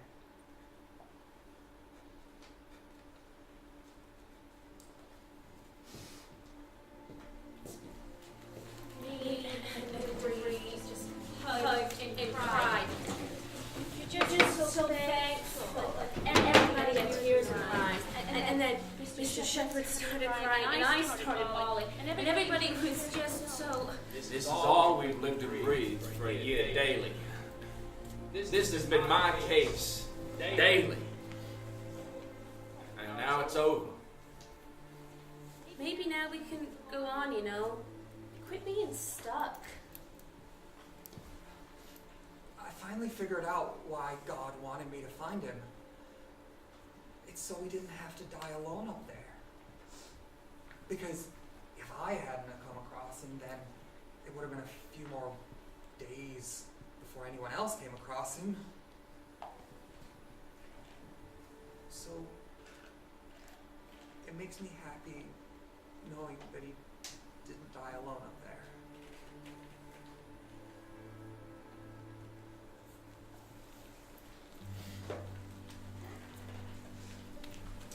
After the trial, I had the privilege of seeing Jedediah Schultz play Pryor in Angels in America. After the show, this is what he had to say.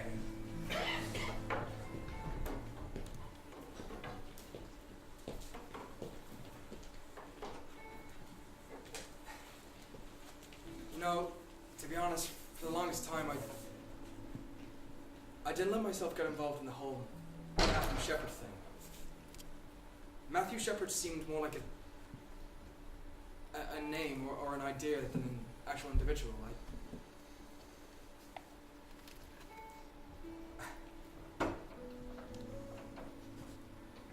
It's weird, man. It's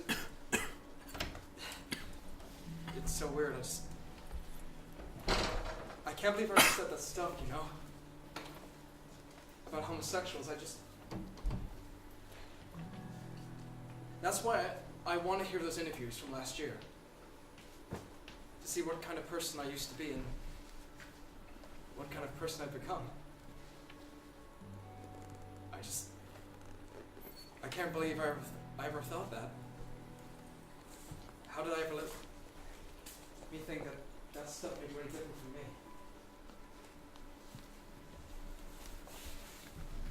This is Romain Patterson.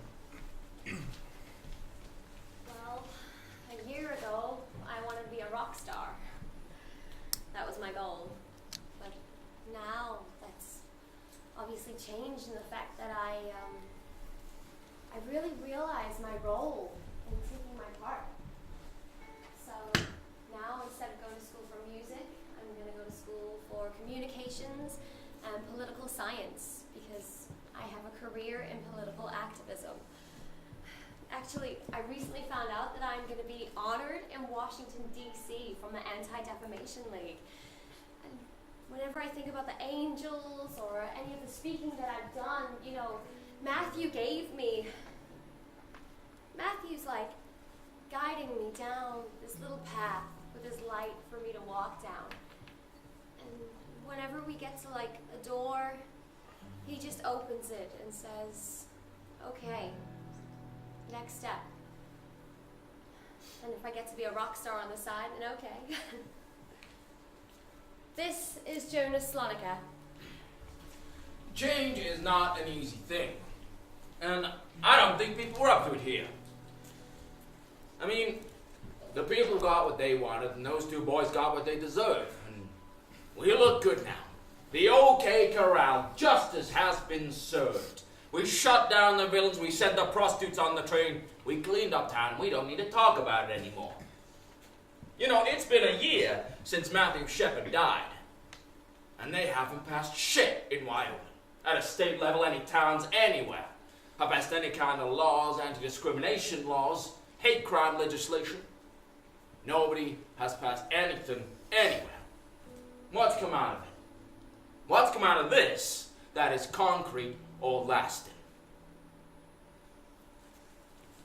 You know, I've been up to that side in my limousine, and it reminded me of the time when me and Matthew, we went driving around together, and I remember him saying to me,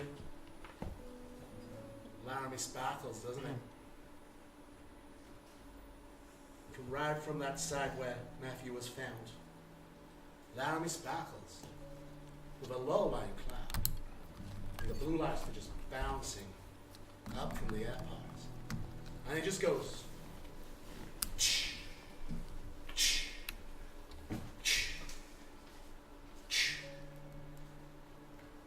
and I mean, it just blows you away. Just blows you away. And, you know, right on that spot where Matthew was found, you know, you could see those sparkling lights. The very last thing that Matthew saw on this world were those sparkling lights.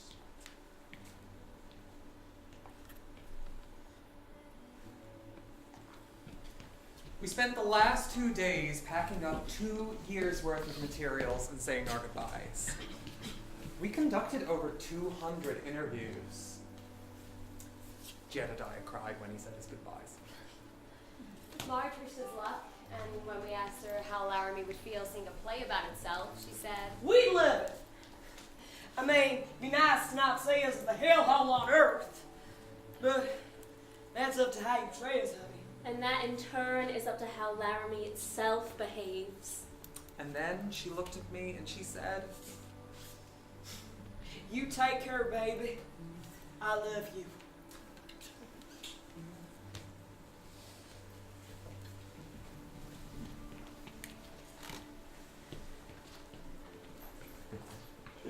A dark afternoon, I'd like to ghost ride a Noel on the whole event. In Galloway, he's offered us the place to stay whenever we're back in town.